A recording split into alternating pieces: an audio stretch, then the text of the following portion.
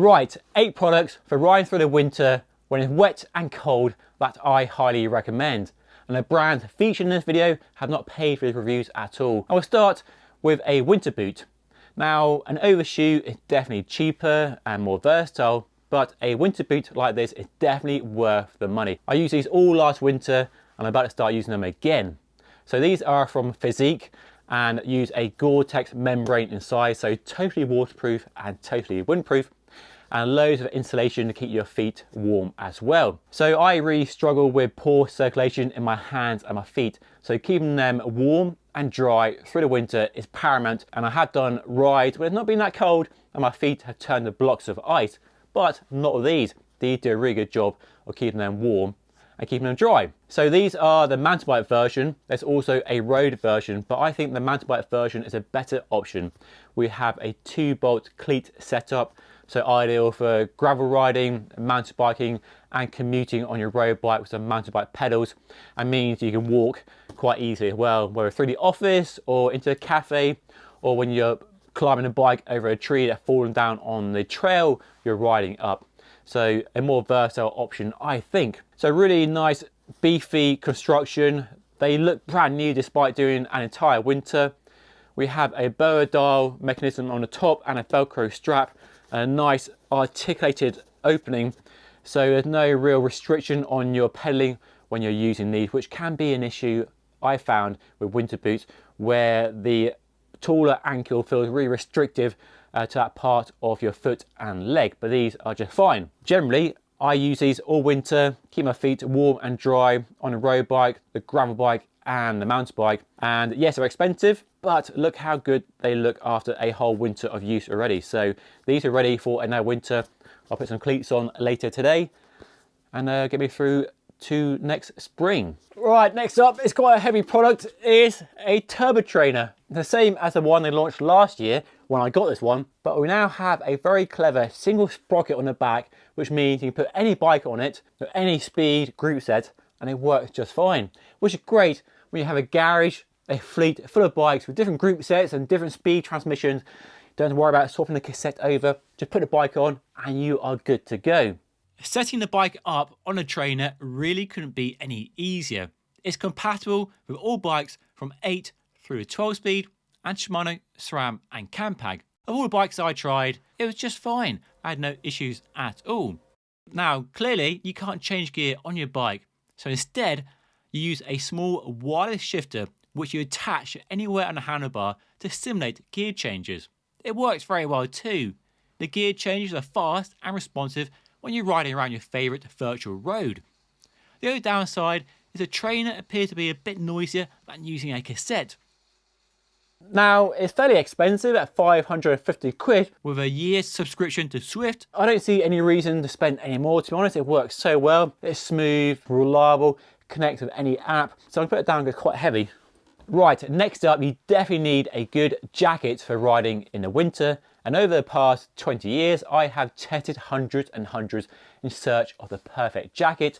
Well, I think my search might be over with a new Castelli Alpha Doppio ROS jacket. It really is a phenomenal jacket and has highly impressed me over the last month of wearing this jacket. So I'm going to throw out all my old jackets and just use this. It's the only jacket I need through the winter, which is a good job because it's definitely not cheap. Now, dressing for winter conditions can be a tricky old business, and it will come back to layering. But with a jacket, layering goes out the window. Simply throw on a base layer, short sleeve, long sleeve, thick or thin, or whatever you need for conditions you're riding in. Put this over top and you're good. It covers a wide range of temperatures down to about -5, which is more than enough for riding here in the UK.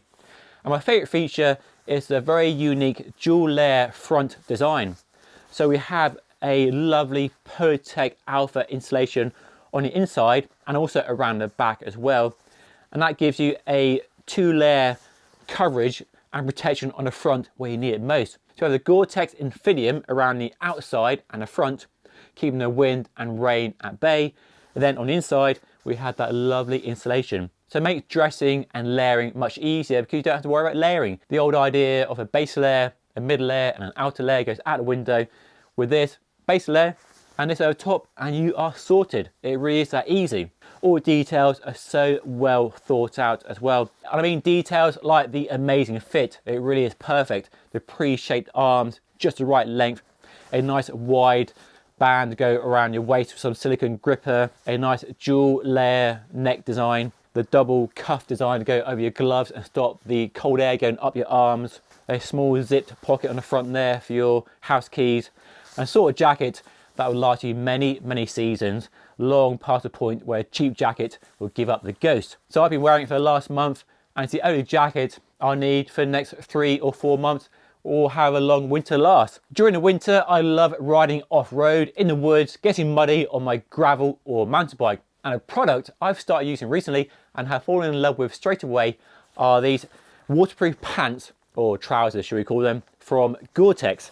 They are fantastic. Now, I always ride in bib tights during the winter, and they're great until you get wet and muddy and you feel that soggy feeling around your hamstrings and your bum, and it's just not very nice. But these keep you totally dry, bone dry from the waist down to your ankles, and just fantastic when it's really horrible outside. They're made from a Paclite Plus material, so super lightweight, very thin, a 2.5 layer construction. I did 4 hours the other day on a gravel bike and it was raining the whole time. And when I got back to my van, I took these off and my tights underneath were totally dry. So in the winter, it's about 2 degrees outside right now. I wear these over a pair of tights and they keep me totally dry and nice and warm as well. There's no issue with overheating in those low temperatures. Now the only downside, you can probably hear it, they are quite rustly. That's a bit of a downside. It's a bit annoying when you first start riding them because they're quite rustly. But after a little while, you don't really notice the noise that much. So it's not that bad. You do get used to it. And there's a small price to pay for the warmth and the protection from the rain they offer you. And they are packed full of details as well. The fit and the shape is really good, so they give a nice articulation around the knees when you're pedaling. We have a wide elasticated waistband, so they fit really well. There is a drawstring, we don't really need to use that. And down at the legs, we have a zipper and a pop button to secure them in place, and a few reflective details as well. So a great option if you're commuting, put it over your tights if it's hammering down in rain. You go in winter bike packing, put these in your bag, ready to go. Or if you're doing a gravel ride and it's just raining the whole time, put these on for the whole ride and they keep you dry and warm. So pricey, yes, but fantastic, oh yes. My new favourite product by far. I mentioned earlier I suffer from poor circulation. It doesn't have to be very cold outside and my hands turn to ice. So Castelli sent me the gloves to try out. They are the Perfeto Max and I've become a real big fan over the last few weeks. What I like is how they have enough insulation from the fleece lining and the Goretex Infinium outer to provide good insulation and protection from wind chill and light rain as well, but not at the expense of bulk. They are quite a low weight glove. They have a sort of neoprene feel, but they're not neoprene, thankfully. And the fit is really good too. Despite being, quite a bulky glove, they do fit really well. Nice pre-shaped fingers, minimal seams, just a really nicely shaped glove that fits perfectly. Some gripper material on the palm, a bit of padding as well for cushioning and comfort on a long ride, and they do fit really nicely. Nice length as well, so plenty of overlap with your jacket. They're good in the rain, not totally waterproof, but rain does bead off, so in a shower they're pretty good and good enough to keep you going for reasonable length of time in the rain, and they are really warm as well, so a good combination of warmth, wind protection and rain protection too. Now the only downside so far, it's a bit annoying really, is we have silicone on the fingertips for operating your smartphone, but it doesn't work so well on my iPhone for some reason. Maybe not compatible with Apple iPhone, I don't know, but that's a bit of a blemish. They don't work so well with the iPhone. But that aside, they are a really nice winter glove. This dirty thing is the GripGrab gravel overshoe. Yes, that's right, a gravel overshoe, whatever next. When these launched last winter, I did think they were a bit of a fad, but I was actually quite impressed. So I used them last winter, and I've started using them again this winter, and I think they're better than the name suggests. they're made from an interesting fabric. It's a knitted fabric, so woven fabric with a waterproof membrane inside. I've seen a few other brands using a similar fabric, and it's quite a smart idea because it's soft, it's flexible, it's comfy, they fit easily over the shoe and around your ankles, and are not as restrictive as a bigger, robust winter overshoe made from neoprene or other materials, and offer enough protection when it's raining or you're riding through the mud, as I'll be doing with these, to keep your feet warm and dry. Now, there are limits to most overshoes when you're riding through very heavy rain or deep puddles, but these definitely keep your feet warmer and dry longer than without, and they're as good as the best overshoes I have ridden in the past. Probably not quite up there with a Spats neoprene overshoe, but for riding off-road, which I do a lot at the time of year, these are fantastic. So nice knitted fabric, very soft, good length as well. And around the front we have a reinforced toe cap, and around the openings for the cleats and the heel stopper, they are reinforced as well.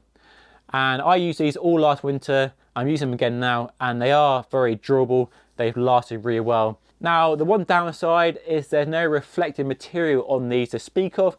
So for road riding or commuting, that is a downside, because reflective materials on an overshoe are a bonus when you are riding in the dark or low light.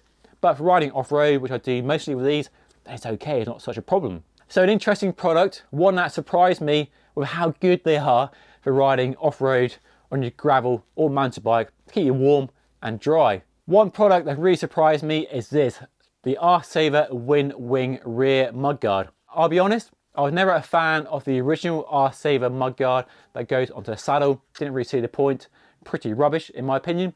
But this, thankfully, is much, much better because it attaches to the rear stays, and this mudguard sits really close to the rear wheel. It stops a lot of the spray and mud from being thrown off the rear wheel up onto your back, your bum, and your inner thighs. So it does a really good job of stopping the majority of that crap from being thrown off the wheel. You can adjust the angle, get as close as you want as well, and it'll fit on any bike. Road bike, gravel bike, mountain bike, no issues at all. And while it's not as good as a full-length mudguard for you or the rider behind you, it does stop a lot of the spray and a lot of the mud, and it's definitely worth having on your bike.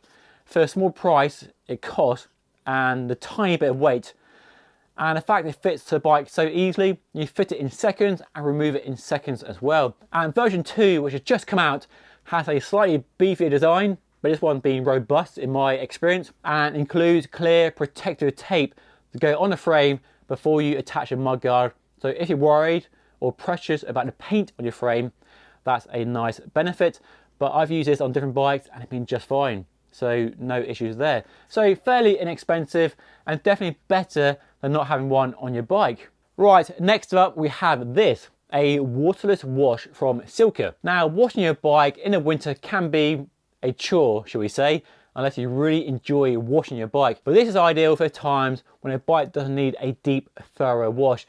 So you can give the frame a quick spray over, wipe it down with a cloth, and you're good to go. And if you're worried about scratching your paint job, or the frame is fairly dirty and covered in road grime and grit, I spray it down with a hose pipe on a light setting, get the worst off the frame, and then spray it on the frame, or spray it onto a microfiber cloth and go over the frame, the forks, the handlebar, the wheels, disc brakes, not rim brakes, and give the bike a quick clean. And a nice bonus of using this product is it leaves a ceramic finish on the frame, a nice protective layer on the frame to help prevent the build-up of road grime and mud as well, so it keeps your bike looking shinier for longer. So a product I use on a regular basis, works really well, definitely recommend that one. Right, there we go. If you like any of these products and want to check them out for yourself, I'll put links down below in the description. And I know some of these products are fairly expensive, so I am planning a more affordable version of this video coming up very soon.